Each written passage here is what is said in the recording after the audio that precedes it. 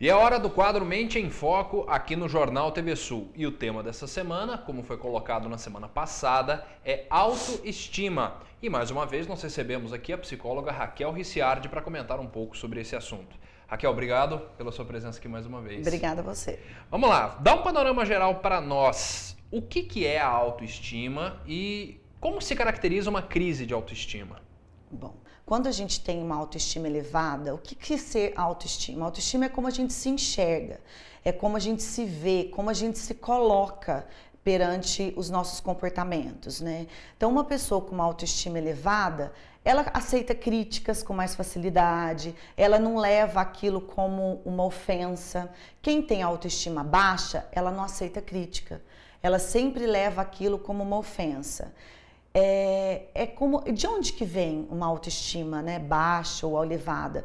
Vem da nossa infância, da nossa relação com nossos pais, com a relação de como a gente foi tratado, se a gente sofreu bullying na escola, se a gente sofreu bullying em casa, se nossos pais cobravam, só criticavam. Então, a autoestima no adulto, ela vem sendo construída desde a autoestima na infância.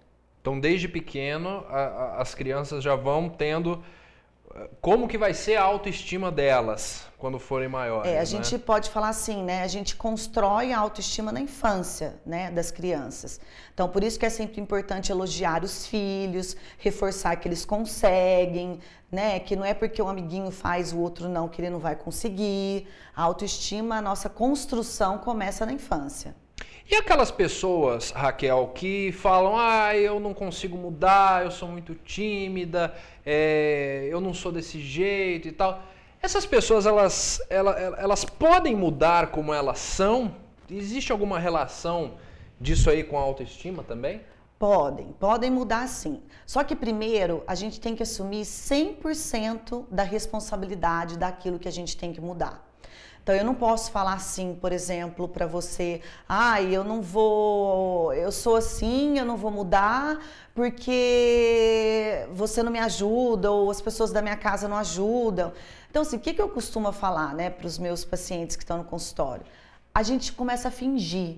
Mas como assim a fingir? Porque assim, o fingimento, ele é uma etapa de qualquer mudança, qualquer processo de mudança de comportamento. Então, assim, quando você era criança, você não fingia que você estava lendo? Você não fingia que você estava andando? Você fingia. Então, se chega uma hora que você fingindo, aquilo vai tornar parte do seu comportamento, né? Então, você começa a fingir, vamos colocar, uma pessoa tímida. Então, ela começa a fingir que ela vai dar um sorriso nos lugares. Então, ela começa sorrindo. Então, mas ela fala assim, mas eu não gosto dos meus dentes, então eu não vou sorrir. Eu tenho autoestima baixa porque eu não gosto dos meus dentes. Então, peraí, então vamos arrumar essa coisa, vamos consertar os dentes? Então, ele começa sorrindo. Depois de um sorriso, ele consegue olhar no olho. Depois de olhar no olho, vem todo um processo. Então, o que a gente fala?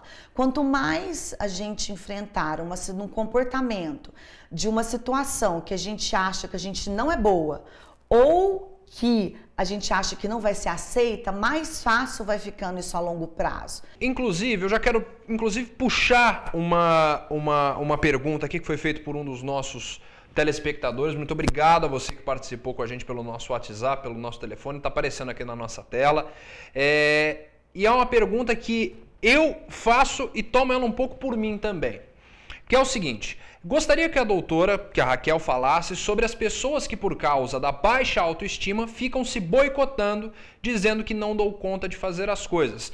É aquela coisa que a gente falou da ansiedade já, né? A pessoa fala, não vou conseguir, não vai dar certo, papapá. Eu queria que você falasse sobre essa palavra, boicote, auto-boicote.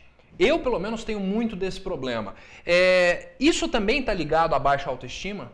Sim, né? Obrigado pela participação. O que acontece, né? Por que você fica boicotando e acha que não vai mudar? Primeiro, você tem que ser 100% responsável por essa mudança. Não é você que vai ser responsável pela minha. Então, assim, só que é muito mais fácil culpar o outro do meu fracasso do que eu conseguir olhar para mim mesma e ver que eu nem tentei.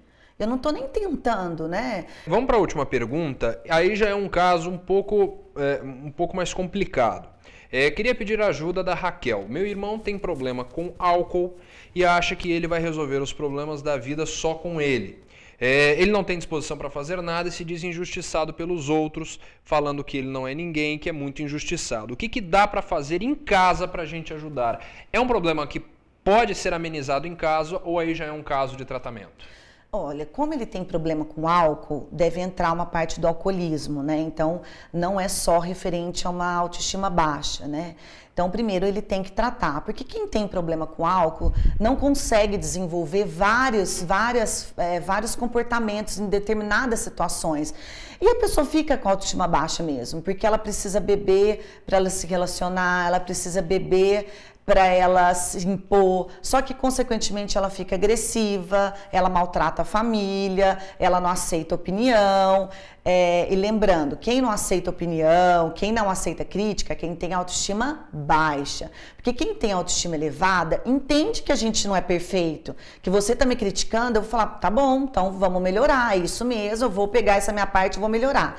Como ele já tem um problema de alcoolismo, acho que o principal aí é ele começar tratando o alcoolismo, né? Que o alcoolismo é uma doença, não é frescura, a pessoa é dependente, ela precisa de ajuda. Raquel Ricciardi, psicóloga, mais uma vez aqui no nosso quadro Mente em Foco.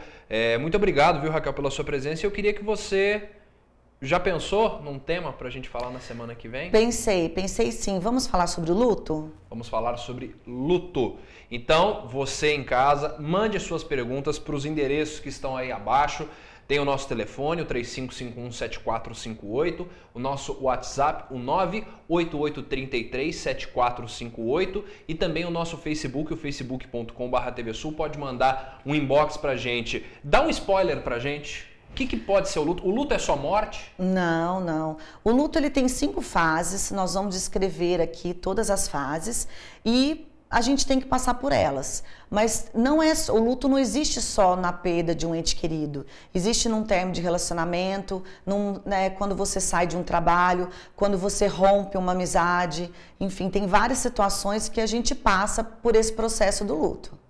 Muito bem, mande sua pergunta então sobre luto para nós, que semana que vem no quadro Mente em Foco, mande até amanhã, quarta-feira à noite, porque aí a Raquel consegue responder para você melhor.